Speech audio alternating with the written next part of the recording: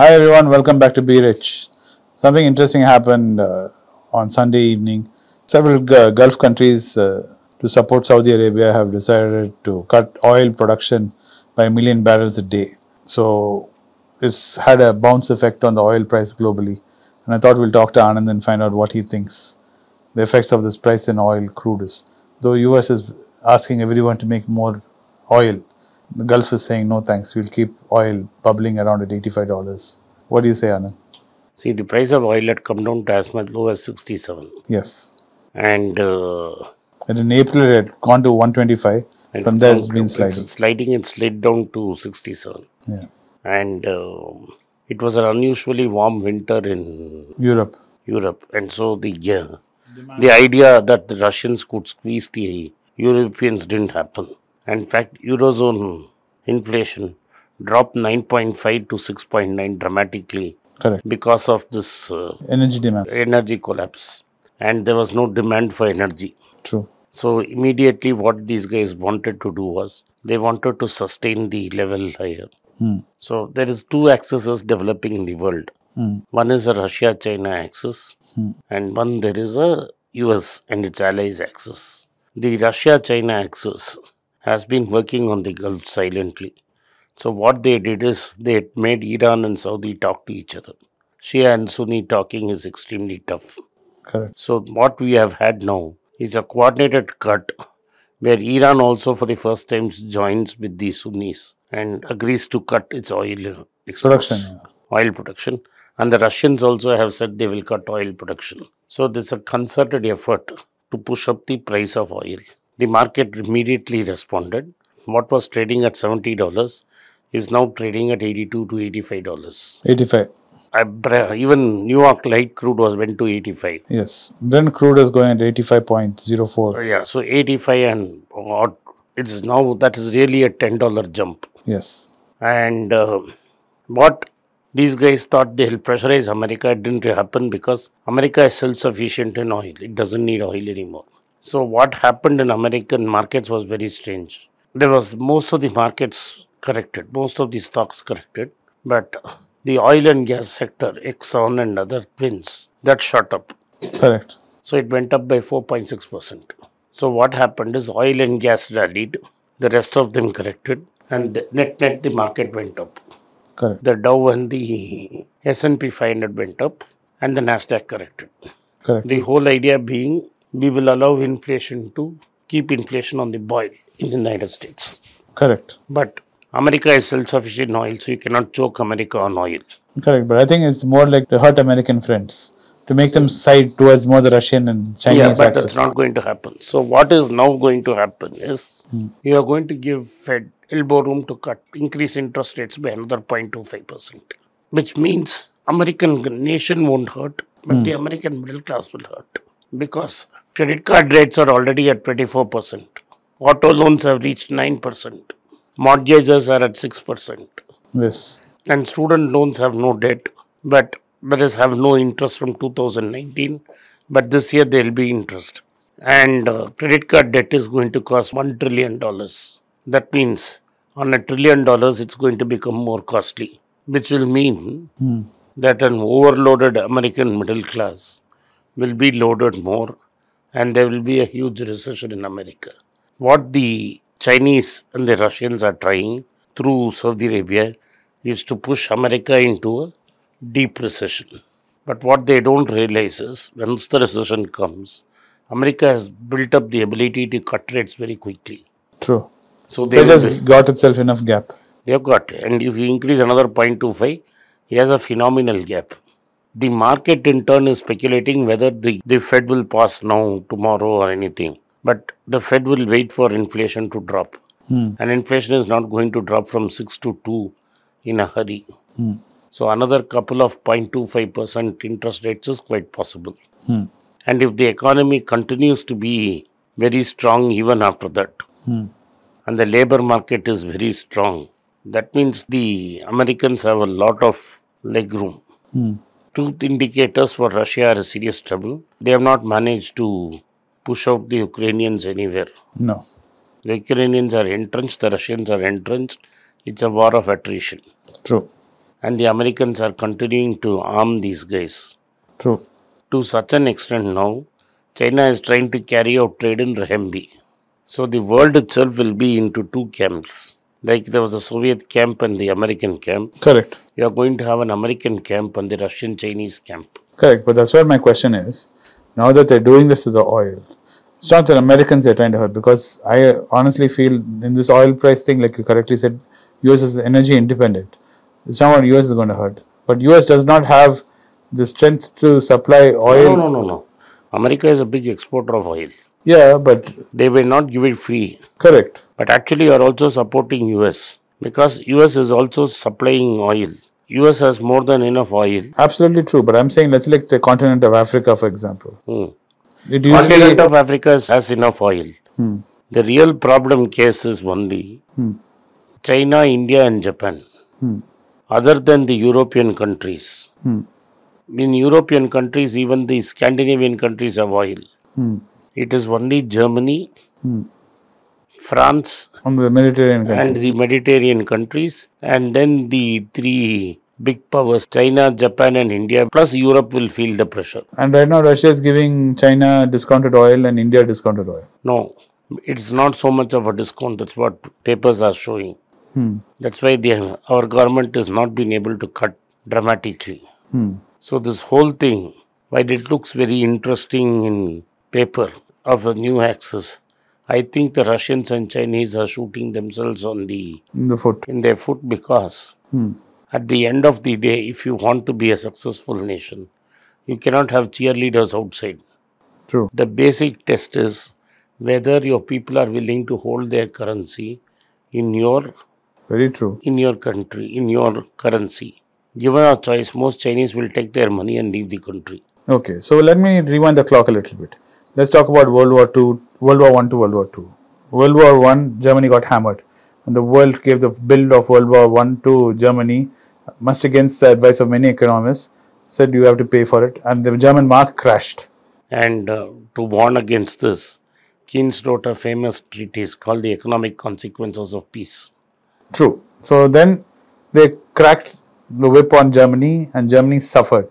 So how did Germany recover its economy to power itself into World War II then? It stopped. It simply stopped paying the repatriation. Correct. And then he diverted all the money Correct. to making armaments. His war machine. His war machines. And they had enough iron ore. Correct. He kept building the... So let's forward the clock to China and Russia.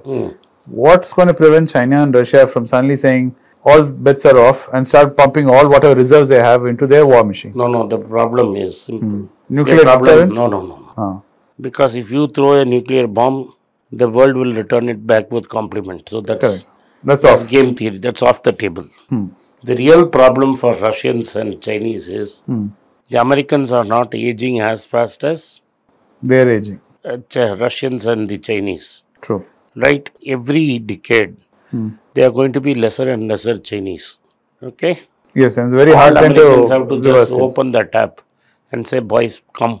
Migration open. Okay, so a Border million, is open. Wow. Mexican side border is open. no Mexican. From India, 1 million come over. Na? The top 1 million people from India will be sitting there. True. So they can call upon any talent anywhere in the world. The very loyal Indian bucks who are sitting here will. But the Chinese will run first. True. The So- true Chinese communists will be ready to go. Yeah. The problem is, as this keeps on prolonging, is the fact that China is aging very fast and it cannot reverse its position. India will become more populous than China in next couple of years, or it's already become, we don't know. So there is very accurate count is not possible. So all you have to call people from Latin America, India, people are dying to migrate into America. Very true. And they are top talent, not beggar boys. No, very true. The cream of the cream are ready. Like what we were talking about Sri Lanka yesterday. Yeah. True. And everybody is willing to go. Yes. All you need is H1B. So all the people who complain that we are all ready to go. No, I am not ready I'm to not go. saying you, Anand. I am one of the very few. I'm too old to go. True. But most of the people are willing to go. Yes. And I've seen this for the last 50 years of my life. Very true. From age 6, I've seen people stand in queue outside there and wait all day. If they have to wait one day outside The USIS, they will wait. That's because the power of the dollar. The power of the dollar, it's a free society. Yes. There was Trump. Trump was replaced by Biden. Tomorrow, somebody else will come. The legal system, however fractured, works better than most countries. Most countries. Forget whatever the press may tell you. The world will take the dollars. And America is sitting in pole position. Okay, let me play devil's advocate and ask you something then. What do you think can create a paradigm shift? The rise of another liberal country. Okay. If China were truly a liberal state and there was a proper democracy, that would be a counter to America. If Russia had become a liberal state, would have been a counter to America. But both have become oligarchies and dictatorships. So there is no counter. Because the common man should be willing to come, run and settle down there. If how many people are there outside the Russian consulate here? Very true. I agree with that. But Germany during World War II was not a democracy. He came into power. He was voted into power. He was voted into power. He was very popular. And quickly he swallowed Austria. He kept moving for natural resources. And before the blink of an eye, he had marched and taken away most of Europe before these guys could get ready. And the Germans' population majority got drunk by the success. So you think Putin, that's what he tried to do with Ukraine? It failed, no? Yes. Plus, that man had swept Czechoslovakia, Hungary, Poland, Austria. Everybody was sleeping at the wheel. At the wheel. He had swallowed France. Yes. In a matter of months. Churchill, if there's a video movie on Churchill being the only idiot to keep warning them for 10 years Correct. that this was coming. Correct. They didn't arm themselves. He printed money. People were willing to take that money, use that money there to work. And he thumbed the noses at the Americans to say, we cannot pay. So the same kind of gambit is what Putin tried and it failed. It failed because he didn't run over Ukraine. He didn't expect the resistance. No. He didn't calculate. Ukraine, Estonia, Latvia had he swallowed and threatened Finland and Sweden. Finland and Sweden were neutral countries. Yes. Now Finland has joined the NATO today. Immediately, yes. Has joined the NATO today. Yes, they have. Yes. Okay, so it's on the Russian border. Yes. Sweden is all set to join. Correct. So, and Ukraine will join. Yes. So you have played everything into the American hands. Don't go by the headlines. True. And the Americans have kept Trump on the sidelines. Okay. So, but what do you think this economic war front which is happening between China and India, where Americans are trying to hammer them back by now banning TikTok? I'm not talking about India, I'm talking about India, US. US is slowly moving towards banning TikTok. They've been saber-rattling. They're slowly rushing it up. Now, the real advantage of the Americans was their tech. Now they believe China has gone ahead of them in tech. So they are going to choke them because it was all designed in US and built in China. Correct. And there's been no Chinese company which has become very big. So what they are trying to do is make sure the American technology is not manufactured in China anymore. Okay. They want to plug that. They want to plug that. Okay. So that's why Tim Cook is struggling and he's sitting in China because Apple's entire business model is built on supply chain in China. Tesla has got a supply chain in China. These guys are now telling them that you vacate those supply chains. Correct. And that is why I said there is a divide developing. True. But Apple can afford to, because the profit margins in Apple iPhones are so huge, Tim Cook can afford to take a little bit of a haircut in Apple profit margins. Yeah, but how will you disrupt the market? You had almost 95%. Now you have opened an India and Vietnam thing. But without the Chinese factories, how can he keep up supplies? Plus, he must be feeling the pressure of the Apple investors also, like Warren Buffett. Yes. Who must be sitting and saying, boss, every so dollar counts. Intel, instead of designing and developing new chips, is now becoming a manufacturing hub, competing with that Taiwanese semiconductor company. Yes. TSMC. In US. In US. Okay. So he is using all the money he is getting in chip acts. Yeah, even Tata's in India are setting up a huge facility. So at the end of the day, there is going to be a clear division. The world will be between the two. There will be an American camp. There will be a Chinese-Russian camp. So do you think the days of this imaginary free world trade, which we were all talking about during Obama time, is all over? Over, because globalization has started to come down already. Okay. This oil cut is only a symbol, is a symptom of a fight between two camps. Correct. That you think you can hurt the Americans, I don't think so. Correct. And even under the American influence, the Gulf region has not seen so much of development. When you went and visited most of these Gulf countries. What I have seen, I'm going there after 40 years now. Yes. I went, people say Riyadh and Jeddah are developed. So I didn't go to Riyadh and Jeddah. We are comparing apples to apples. Dammam is where we lived. I lived in Dammam. And when I went from a socialist India to a capitalist Dammam, Dammam looked like heaven to me in 1978. Correct. I was 11 years old. Correct. Right? Because I had seen only Fiat and Ambassador cars. Correct. When I landed in Dammam, my father picked me up in a Chevrolet Impala. Correct. That's a huge jump. Chevrolet Impala is like the Benz. Air conditioning, everything, yes. It's like the Benz. Yes.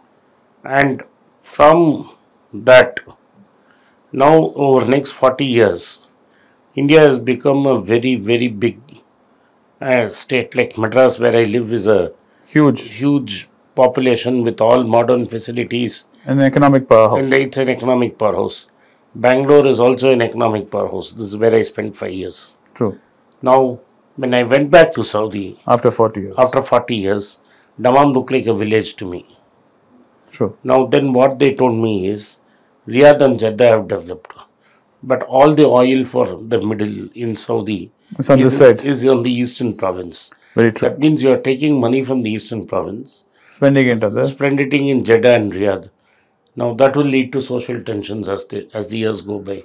But I think the advantage India had, like you rightly said, was because of the democracy. Being a vibrant democracy has been the big difference between Saudi. If you cannot be a democracy, you cannot have this problem. You cannot have a solution. Okay. So, however good, the whole idea of Hayek's textbook in Road to Serfdom is that one man cannot solve a problem. True. Sitting in Delhi, I do not know whether the road in Kanyakumari, I cannot build a road in Kanyakumari. True. I say even sitting in Madras, I can't build a road in Kanyakumari. True.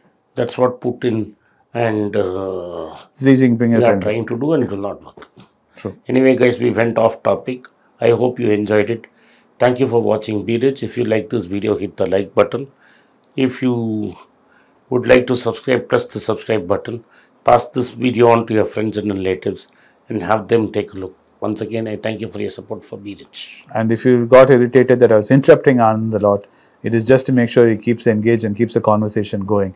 I didn't want it to be a short video.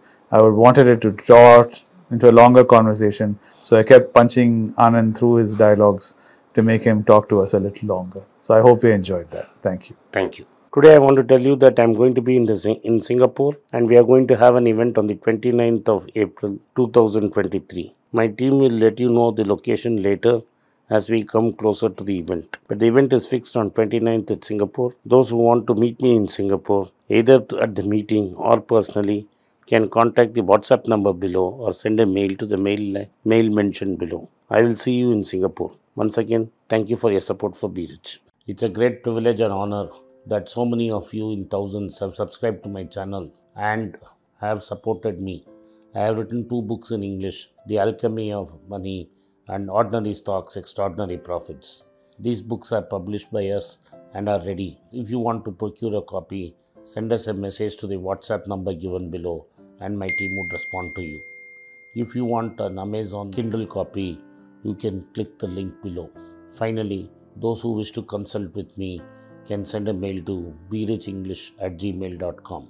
Once again, I thank you for your support. If you like this video, press the subscribe button of my channel, hit the like button and turn on the bell notification.